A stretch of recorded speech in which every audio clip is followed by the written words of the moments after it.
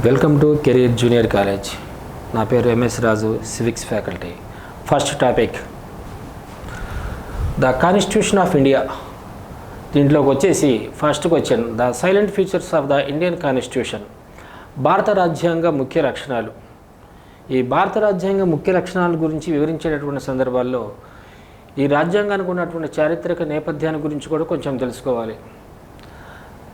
రాజ్యాంగం అనేటటువంటి మాటను మొదటిసారిగా పలికినటువంటి వ్యక్తి హెరోడోటస్. రాజ్యాంగానికి ఒక ప్రత్యేకమైనటువంటి గుర్తింపును, ప్రాధాన్యతను తీసుకొచ్చినటువంటి వ్యక్తి అరిస్టాటిల్.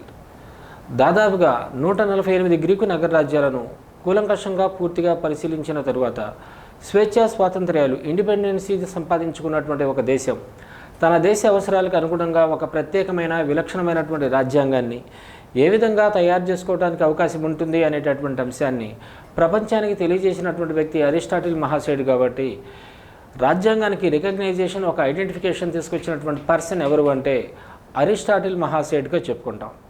అలానే మన భారతదేశ రాజ్యాంగానికి మొదటి ఆధార చట్టం ఏది అంటే 1773 ఇండియన్ గవర్నమెంట్ యాక్ట్, 1773 భారత ప్రభుత్వ చట్టంగా చెప్తాం, లేదా 1773 రెగ్యులేటింగ్ చట్టంగా చెప్పుకుంటాం.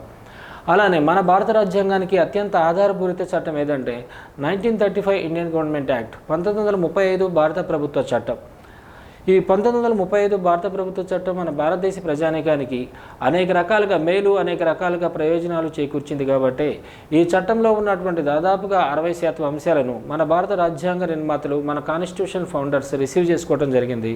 కాబట్టి రాజ్యాంగానికి మెయిన్ రిసోర్సెస్ లేదా main sources of the act అంటే 1935 ఇండియన్ గవర్నమెంట్ యాక్ట్ అనేటటువంటి పేరుతో పిలుస్తాం. అలానే మన భారత రాజ్యాంగానికి తయారు చేయడానికి మనకు పట్టినటువంటి రోజులు దాదాపుగా 2 years 11 months 18 days, 2 సంవత్సరాల 11 నెలల 18 రోజులు. అయినటువంటి ఖర్చు 64 లక్షల రూపాయలు. అయితే రాజ్యాంగం ఎప్పటి నుండి అమల్లోకి రావడం జరిగిందంటే 1950 జనవరి 26 26 నుండి అమల్లోకి రావడం జరిగింది. ఇలా మన భారత రాజ్యాంగానికి సంబంధించినటువంటి అత్యంత ముఖ్యమైనటువంటి లక్షణాలు ఈ విధంగా ఉన్నాయి. First one, the Indian constitution is unique in its content and spirit of India had several salient features like that. అంటే మన భారత రాజ్యాంగానికి కొన్ని అత్యంత ముఖ్యమైనటువంటి లక్షణాలు ఉన్నాయి. వాటిలో ఏ లెంతీ రిటన్ కాన్స్టిట్యూషన్ అంటే అతిపెద్ద లిఖిత రాజ్యాంగం అంటాం. ప్రపంచంలో మొదటి లిఖిత రాజ్యాంగం ఏది అంటే అమెరికా అంటాం. ప్రపంచంలో అతిపెద్ద లిఖిత రాజ్యాంగం ఏది అంటే అమెరికా అంటాం. A lengthy big written constitution. In 1950 the Indian constitution had 1935 articles and 8 schedules. అంటే 1950 సంవత్సరంలో మన భారత రాజ్యాంగంలో ఉన్నటువంటి మొత్తం ఆర్టికల్స్ ఎన్ని అంటే 395 ఆర్టికల్స్, 8 షెడ్యూల్స్ ఉన్నాయి. At present how many articles are there in our Indian constitution అంటే ప్రస్తుతానికి భారత రాజ్యాంగంలో ఉన్నటువంటి మొత్తం ఆర్టికల్స్ 448 ఆర్టికల్స్ ఉన్నాయి, 12 షెడ్యూల్స్ ఉన్నాయి, 25 విభాగాలు ఉన్నాయి. కాబట్టి ప్రపంచంలో ఉన్నటువంటి అన్ని రకాల రాజ్యాంగాల కంటే అతిపెద్ద లిఖిత రాజ్యాంగానికి మంచి ఉదాహరణ, బెస్ట్ ఎగ్జాంపుల్ ఏది అంటే మన ఇండియన్ కాన్స్టిట్యూషన్ అంటాం. కాబట్టి lengthy written constitution. Second one, a combination of rigidity and flexibility. A combination of rigidity and flexibility. The founding fathers of the Indian Constitution were pragmatic enough to provide for rigidity and flexibility to the situation demands.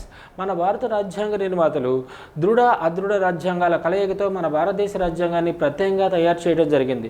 కొన్ని అంశాలను amendment చేయాలంటే రిజిడ్గా ఉంటుంది, అలానే మరికొన్ని అంశాలను amendment చేయాలంటే చాలా ఫ్లెక్సిబుల్గా ఉంటుంది. ఇలా దృఢ అదృఢ రాజ్యాంగాల కలయిక ప్రపంచ రాజ్యాంగాలలో మరి ఎక్కడా కనిపించదు. కేవలం మన భారతదేశ రాజ్యాంగానికి ఉన్నటువంటి అత్యంత విశిష్టమైనటువంటి లక్షణంగా మాత్రమే చెప్తాం. అంటే కొన్ని అంశాలను సవరించాలంటే ఎలా ఉంటుంది, కష్టంగా ఉంటుంది. మరికొన్ని అంశాలను సవరించాలంటే చాలా ఈజీగా ఉంటుంది. బెస్ట్ ఎగ్జాంపుల్ దీన్ని మనం అకార్డింగ్ 368 ఆర్టికల్ అంటాం. అకార్డింగ్ 368 ఆర్టికల్ 368వ అధికరణ ప్రకారం మన భారతదేశ రాజ్యాంగాన్ని మనం 3 రకాలుగా సవరించుకోవడానికి అవకాశం ఉంది. First one simple majority system, second one special majority system, third one special majority and half of the state governments approved by the sum types of subjects. అంటే మన భారతదేశ రాజ్యాంగాన్ని సవరించాలి అంటే కొన్నేమో సులభమైనటువంటి పద్ధతులు, దాన్ని మనం సాధారణ మెజారిటీ పద్ధతి అంటాం. మరొక దాన్ని ప్రత్యేక మెజారిటీ పద్ధతి అంటాం. మూడో దాన్ని ప్రత్యేక మెజారిటీ మరియు సగానికంటే ఎక్కువ రాష్ట్ర ప్రభుత్వాల ఆమోదంతో సవరించేటటువంటి అంశాలు. ఈ విధంగా మన భారతదేశ రాజ్యాంగాన్ని సవరించడానికి అవకాశాలు ఉంటాయి. అయితే సాధారణ మెజారిటీ పద్ధతి ద్వారా సవరించేటటువంటి అంశాలు అంటే సింపుల్ మెజారిటీ సిస్టమ్ ద్వారా సవరించేటటువంటి అంశాలు ఏంటి అంటే ఒక పెద్ద రాష్ట్రాన్ని చిన్న రాష్ట్రాలుగా ఏర్పాటు చేయాలన్నా, రెండు చిన్న రాష్ట్రాలను ఒక పెద్ద రాష్ట్రంగా ఏర్పాటు చేయాలన్నా కూడా దానికి సాధారణ మెజారిటీ సింపుల్ మెజారిటీ సిస్టమ్ సరిపోతుంది. అలానే స్పెషల్ మెజారిటీ సిస్టమ్, దీన్ని మనం ప్రత్యేక మెజారిటీ అంటాం. అంటే రాజ్యాంగంలోని 3వ విభాగంలో 3rd పార్ట్లో పేర్కొన్నటువంటి ప్రాథమిక హక్కులు, 4th పార్ట్లో పేర్కొన్నటువంటి ఆదేశిక సూత్రాల్లో ఏదైనా చేంజెస్ మార్పులు చేర్పులు చేయాలన్నట్లయితే తప్పనిసరిగా స్పెషల్ మెజారిటీ ఉంటుంది. దీన్ని మనం 2/3 మెజారిటీ సిస్టమ్ లేదా ప్రత్యేక మెజారిటీ పద్ధతి అనేటటువంటి పేరుతో కూడా పిలవడానికి అవకాశం ఉంది. Third one special majority and half of the state governments approved, అంటే ప్రత్యేక మెజారిటీ మరియు సగానికంటే ఎక్కువ రాష్ట్ర ప్రభుత్వాల యొక్క ఆమోదంతో సవరించేటటువంటి అంశాలు. అంటే కేంద్ర ప్రభుత్వ అధికారాన్ని పెంచాలి అన్నా, అలానే స్టేట్ గవర్నమెంట్కి ఉన్నటువంటి పవర్స్ని డిక్రీజ్ చేయాలన్నా, అలానే రాష్ట్రపతి ఉపరాష్ట్రపతికి సంబంధించినటువంటి ఎన్నికపరమైనటువంటి అంశాల్లో మార్పులు చేర్పులు చేయాలన్నట్లయితే స్పెషల్ మెజారిటీ కాకుండా సగానికంటే ఎక్కువ రాష్ట్ర ప్రభుత్వాలు కూడా ఆమోదం ఉండవలసినటువంటి అవసరం ఇక్కడ ఎంతైనా ఉంది. కాబట్టి మన భారత రాజ్యాంగానికి ఉన్నటువంటి స్పెషల్ ఫీచర్ ఏంటి అంటే a combination of rigidity and flexibility, అంటే కొన్ని అంశాలను దృఢంగా ఉంటాయి, మరికొన్ని అంశాలు అదృఢంగా, అంటే కొన్ని అంశాలు సరళంగా ఉంటాయి, మరికొన్ని అంశాలు కష్టంగా ఉండడానికి అవకాశాలు ఖచ్చితంగా ఉన్నాయి. Next, quasi federal polity. The founding fathers of the Indian Constitution preferred a strong central government with relatively week state governments. మన భారత రాజ్యాంగ నిర్మాతలు కావాలనే బలమైనటువంటి కేంద్ర ప్రభుత్వాన్ని, బలహీనమైనటువంటి రాష్ట్ర ప్రభుత్వాలను ఏర్పాటు చేయడం జరిగింది. ఎందుకంటే మరి సమైక్య ప్రభుత్వం అంటాం. ఎక్కడైతే ఫెడరేషన్ ఫార్మ్ ఆఫ్ గవర్నమెంట్ ఉంటుందో అక్కడ కంపల్సరీగా 2 టైప్స్ ఆఫ్ గవర్నమెంట్స్ ఉండాల్సిందే. 2 రకాల ప్రభుత్వాలు ఉండాలి. ఒకదాన్ని కేంద్ర ప్రభుత్వం అంటాం, మరొక దాన్ని రాష్ట్ర ప్రభుత్వాలు అంటాం. కాబట్టి 2 రకాల ప్రభుత్వాలు ఉంటే దాన్ని మనం ఏమంటాం, ఫెడరల్ అంటాం. అయితే మనకి సంపూర్ణ సమైక్య ప్రభుత్వ లక్షణాలు మన భారత రాజ్యాంగంలో ఎక్కడా లేవు. కాబట్టి దీన్ని మనం క్వాసీ ఫెడరల్ సిస్టమ్ లేదా అర్ధ సమైక్య విధానంగా చెప్పుకుంటాం. మన భారత సమైక్యను అర్ధ సమైక్యగా అభివర్ణించినటువంటి వ్యక్తి ఎవరు అంటే కేసీ వేర్. అలానే మన భారత రాజ్యాంగంలో ఎక్కడ కూడా ఫెడరేషన్ అనేటటువంటి వాడు ఎక్కడ వెతికినా కూడా కనిపించడానికి అవకాశం ఏమాత్రం కూడా లేదు. ఫెడరేషన్ అనేటటువంటి వాడుకు బదులుగా మన భారత రాజ్యాంగంలో యూజ్ చేసిన లేదా వాడబడినటువంటి పదం ఏది అంటే యూనియన్ ఆఫ్ స్టేట్స్. దీన్ని మనం రాష్ట్రాల కలయిక లేదా రాష్ట్రాల సముదాయం అంటాం.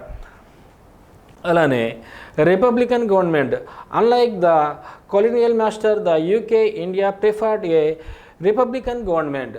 అంటే మన భారత రాజ్యాంగాన్ని మనం గణతంత్ర విధానం అంటాం. గణతంత్ర విధానం అంటే ఏంటి, రాజ్యాధిపతులు అలానే దేశాధిపతులు ప్రజల ద్వారా ప్రత్యక్షంగా కానీ పరోక్షంగా కానీ ఎన్నికైనటువంటి వ్యక్తులు మాత్రమే మన భారతదేశాన్ని పాలించడానికి అవకాశం ఉంటుంది అని చెప్పేటటువంటి విధానాన్ని మనం రిపబ్లికన్ సిస్టమ్ అంటాం. అలానే parliamentary government, Indians were familiar with the parliamentary government that was started during the British rule. Parliamentary ప్రభుత్వం అంటే పార్లమెంటరీ ప్రభుత్వం అనేటటువంటి అంశాన్ని మనం ఎక్కడి నుంచి రిసీవ్ చేసుకోవడం జరిగింది అంటే బ్రిటన్ నుంచి రిసీవ్ చేసుకోవడం జరిగింది. In a parliamentary form of government a close relationship between the legislature and executive branches, so this called is a parliamentary form of government.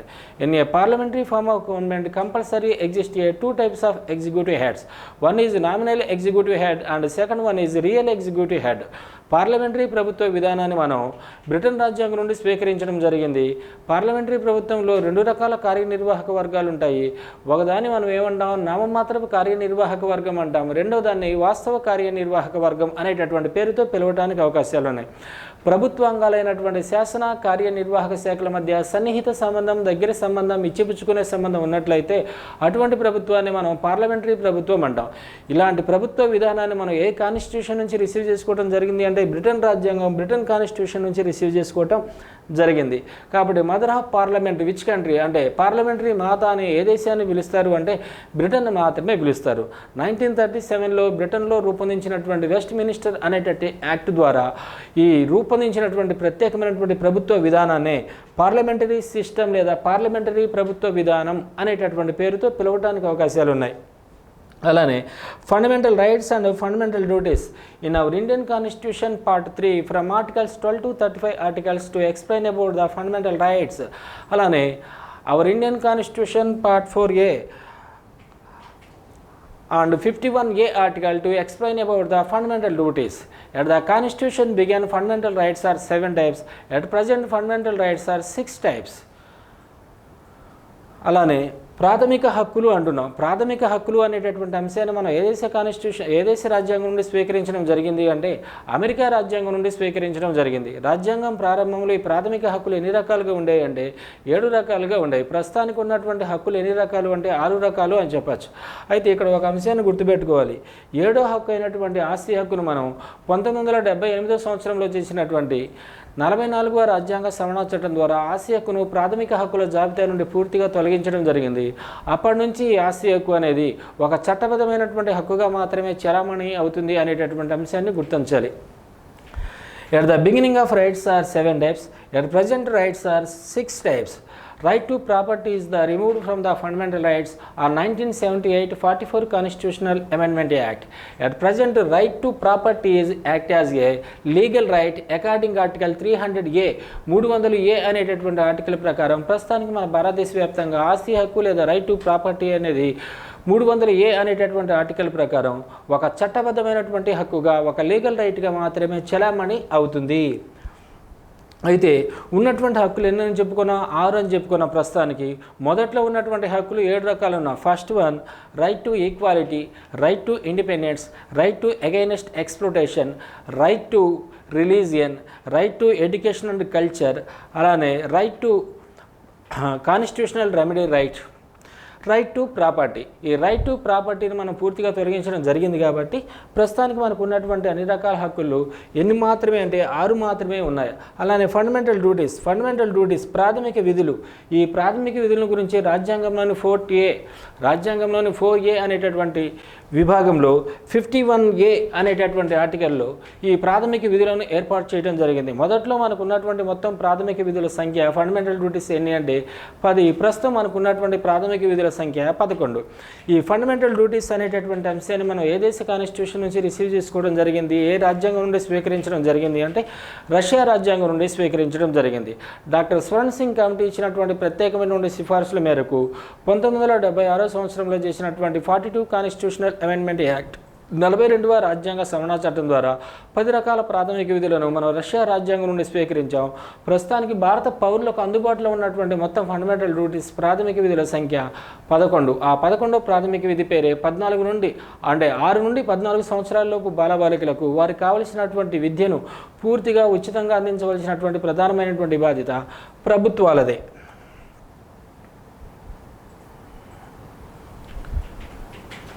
Next one single citizenship.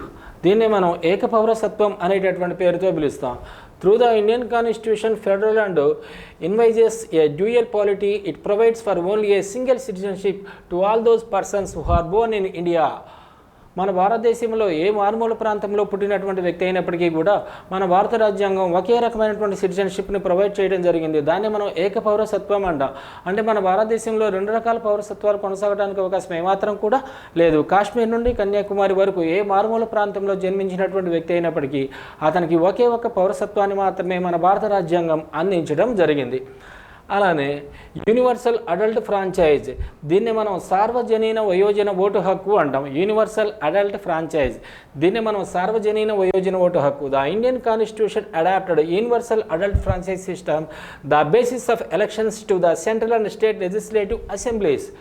కేంద్ర మరియు రాష్ట్ర శాసనసభలకు జరిగేటటువంటి ఎన్నికల్లో ప్రజలందరూ కూడా తమకున్నటువంటి ఓటు హక్కును వినియోగించుకోవాలి అనేటటువంటి ఉద్దేశంతో ఏర్పాటు చేసినటువంటి ప్రత్యేకమైనటువంటి పద్ధతిని మనం యూనివర్సల్ అడల్ట్ ఫ్రాంచైజ్ సిస్టమ్ అంటే దీన్ని మనం సార్వజనీన వయోజన ఓటు హక్కు అని చెప్పడం జరుగుతుంది.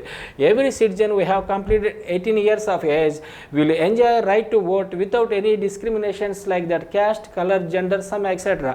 మన భారతదేశంలో 18 సంవత్సరాలు నిండినటువంటి ప్రతి ఒక్క భారతీయ పౌరుడు కూడా ఎటువంటి వ్యత్యాసాలు లేకుండా అంటే జాతి, కుల, మత, స్త్రీ, పురుష, వర్ణ, లింగ వ్యత్యాసాలు ఏమీ పాటించకుండా కేవలం వయస్సును మాత్రమే ప్రయారిటీగా ప్రాతిపదికగా తీసుకొని ఈ యూనివర్సల్ అడల్ట్ ఫ్రాంచైజ్ లేదా సార్వజనీన వయోజన ఓటు హక్కును మన భారత రాజ్యాంగం మనకు అందించడం జరిగింది.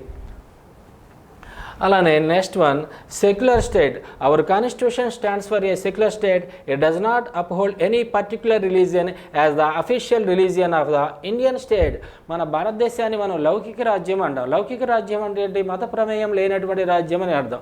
అంటే మన భారతదేశంలో అన్ని మతాలకు ఒకే రకమైనటువంటి ప్రాధాన్యత ఉంటుంది, కానీ ఒక మతానికి ఎక్కువ మరొక మతానికి తక్కువ ప్రాధాన్యత కల్పించడానికి అవకాశం ఏమాత్రం కూడా లేదు. కాబట్టి India is a secular country అంటాం. కాబట్టి భారతదేశాన్ని లౌకిక రాజ్యం అంటాం. అంటే మన భారతదేశానికి గుర్తింపు పొందినటువంటి అఫీషియల్ రిలీజియన్, గుర్తింపు పొందినటువంటి అధికార మతం అంటూ ఏదీ లేదు. ఇక్కడ ఉన్నటువంటి అన్ని మతాలకు ఒకే రకమైనటువంటి ప్రాధాన్యతను అందించడం జరిగింది కాబట్టి దీన్ని మనం లౌకిక రాజ్యం అంటాం. ఎగ్జాంపుల్, మన భారతదేశంలో 83% మంది హిందూ ప్రజానికం నివసిస్తూ ఉన్నప్పటికీ కూడా మన భారతదేశానికి గుర్తింపు పొందినటువంటి హిందూ మతం అంటూ ఏది లేదు. ఇక్కడ అన్ని మతాలకి, హిందూ మతానికి ఎలాంటి గుర్తింపు ప్రాధాన్యత ఉందో మిగిలినటువంటి ఇస్లాం, క్రిస్టియానిటీ ఇలా అన్ని రకాల మతాలకు కూడా ఒకే రకమైనటువంటి ప్రయారిటీను ప్రొవైడ్ చేయడం జరిగింది మన కాన్స్టిట్యూషనల్ ఫౌండర్స్. అలానే next one independence judiciary. Independent judiciary అంటే దీన్ని మనం స్వతంత్ర న్యాయశాఖ అంటాం. Federal polity requires an independent judiciary to interrupt the constitution and prevent the encroachment on the part of legislature and executive over a period of time. అంటే అధికారంలో ఉన్నటువంటి legislature కానీ ఎగ్జిక్యూటివ్ బ్రాంచెస్ కానీ శాసన మరియు కార్యనిర్వాహక శాఖలు తమ అధికార పరిధి దాటి ప్రవర్తించేటటువంటి సందర్భాలలో ఈ స్వతంత్ర న్యాయశాఖ ఆ రెండు అంగాలను పూర్తిగా కట్టడి చేయడానికి మన భారత రాజ్యాంగ నిర్మాతలు కావాలనే జ్యుడిషియరీ పార్టీకి అంటే న్యాయ వ్యవస్థకు స్వతంత్ర ప్రతిపత్తిని కల్పించడం జరిగింది. దీన్ని మనం జ్యుడిషియల్ రివ్యూ పవర్ అంటాం. అంటే అధికారంలో ఉన్నటువంటి శాసన మరియు కార్యనిర్వాహక శాఖ అధిపతులు తాము చేసినటువంటి తప్పులని అంటే అధికారంలో ఉన్నటువంటి శాసన మరియు కార్యనిర్వాహక శాఖలు తాము రూపొందించినటువంటి చట్టాలు రాజ్యాంగబద్ధంగా కాకుండా రాజ్యాంగ విరుద్ధంగా ఉన్నట్లయితే అటువంటి చట్టాలు పూర్తిగా చెల్లవు అని చెప్పి కొట్టివేసేటటువంటి అంతిమ నిర్ణయాధికారం ఇండిపెండెంట్ జ్యుడిషియరీ అయినటువంటి స్వతంత్ర న్యాయశాఖ అయినటువంటి ఒక సుప్రీంకోర్టుకు మాత్రమే కలదు. ఈ అంశాన్ని మన భారత రాజ్యాంగ నిర్మాతలు ప్రత్యేకంగా ఏర్పాటు చేయడం కూడా జరిగింది. Next one directive principles of state policy. దీన్నే మనం ఆదేశిక సూత్రాలు అంటాం. Our constitution entered our certain directive principles as the policies of the state in part 4 from articles from 36 to 51 articles. మన భారత రాజ్యాంగంలోనే అకార్డింగ్ ఆర్టికల్ అంటే మన భారత రాజ్యాంగంలోని 4వ విభాగంలో 36 నుంచి 51 వరకు ఉన్నటువంటి ఆర్టికల్స్ డైరెక్టివ్ ప్రిన్సిపల్స్ ఆదేశిక సూత్రాలకు సంబంధించినటువంటి అన్ని అంశాల గురించి మనకి స్పష్టంగా వివరించడం జరుగుతుంది. ఈ డైరెక్టివ్ ప్రిన్సిపల్స్ అంటే ఈ ఆదేశిక సూత్రాలను మనం ఏ కాన్స్టిట్యూషన్ నుంచి రిసీవ్ చేసుకోవడం జరిగింది అంటే ఐర్లాండ్ లేదా ఐరిష్ అంటాం. ఈ ఐరిష్ రాజ్యాంగం నుండి తీసుకున్నటువంటి ఆదేశిక సూత్రాలను మన భారత రాజ్యాంగంలో ఎన్నో విభాగంలో ఏర్పాటు చేయడం జరిగింది. అంటే 4th పార్ట్ ఏ ఆర్టికల్స్ నుంచి ఏ ఆర్టికల్స్ వివరిస్తూ ఉంటాయంటే 36 to 51 articles to explain about the directive principles with the state policy. అయితే ఆదేశిక సూత్రాల వర్గీకరణ ప్రపంచంలో ఎక్కడ కూడా కనిపించడానికి అవకాశం లేదు. కేవలం మన భారతదేశంలో మాత్రమే ఈ డైరెక్టివ్ ప్రిన్సిపల్స్ని మనం 2 టైప్స్గా డివైడ్ చేసుకున్నాం. 2 రకాలుగా వర్గీకరించుకోవడం జరిగింది. One is socialist principles, second one Gandhian principles, third one is intellectual principles. ఈ ఆదేశిక సూత్రాలు మనం ఎన్ని రకాలుగా వర్గీకరించుకున్నాం? 3 రకాలుగా వర్గీకరించుకున్నాం. ఒకదాన్ని సామ్యవాద సూత్రాలు అంటారు, రెండో దాన్ని గాంధీవాద సూత్రాలు అంటారు, మూడో దాన్ని ఉదారవాద లేదా అంతర్జాతీయ శాంతికి సంబంధించినటువంటి సూత్రాలు అనేటటువంటి పేరుతో పిలవడానికి అవకాశం ఉంది. Next one bicameralism. దీన్నే మనం ద్విసభ విధానం అంటాం. The Constitution of India introduced bicameralism system at the national level. Accordingly, the Indian Parliament consists of 2 houses.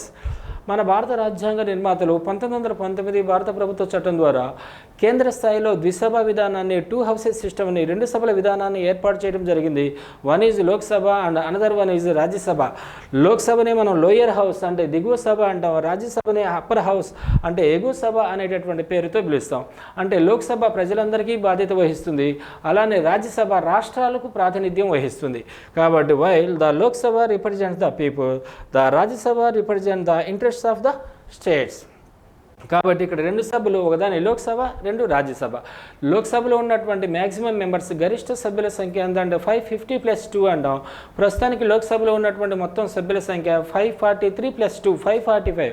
అలానే రాజ్యసభలో ఉన్నటువంటి మొత్తం సభ్యుల సంఖ్య గరిష్ట సభ్యుల సంఖ్య maximum members in the Rajya Sabha అంటాం. అంటే 238 + 12 250 అంటాం. At present how many members are there Rajya Sabha అంటే 233 + 13 అంటే 245 మంది మాత్రమే ఉన్నారు. దీన్ని ఒకదాని లోక్సభ, రెండో దాన్ని Rajya Sabha. Last one Panchayati Raj and Nagarpalika acts. Originally the Indian constitution like any other federal constitution provided for a dual polity and provisions with regard to the organization and powers of the center and the states. According 73rd and 74th Amendment Acts to introduce the Panchayati Raj system. 73 మరియు 74 రాజ్యాంగ సవరణ చట్టాల ద్వారా మన భారత రాజ్యాంగ నిర్మాతలు మన భారతదేశ వ్యాప్తంగా ఒకే రకమైనటువంటి పంచాయతీరాజ్ సిస్టాన్ని ఇంట్రడ్యూస్ చేయడం జరిగింది. వాస్తవంగా దీన్ని మనం లోకల్ గవర్నమెంట్స్ అంటారు. Local governments are classification to the two types. One is rural local governments and second one is urban local governments. Rural local governments are again classification to the three types. One is Jilla Parishad, second one is Mandal Parishad, third one is Village Panchayat. Urban local governments are again classification to the 9 types. One is Nagar Panchayat, second one is municipalities, third one is corporations, fourth one is notified area committees, fifth one is town area committees, sixth one is cantonment boards, seventh one is port trust, eighth one is industrial corridors, last one is special purpose agencies. దీన్ని మనం silent features of the Indian constitution అంటాం. ఈ question కంపల్సరీగా నేర్చుకోవాల్సినటువంటి అవసరం విద్యార్థులకు ఎంతైనా ఉంది. Thank you.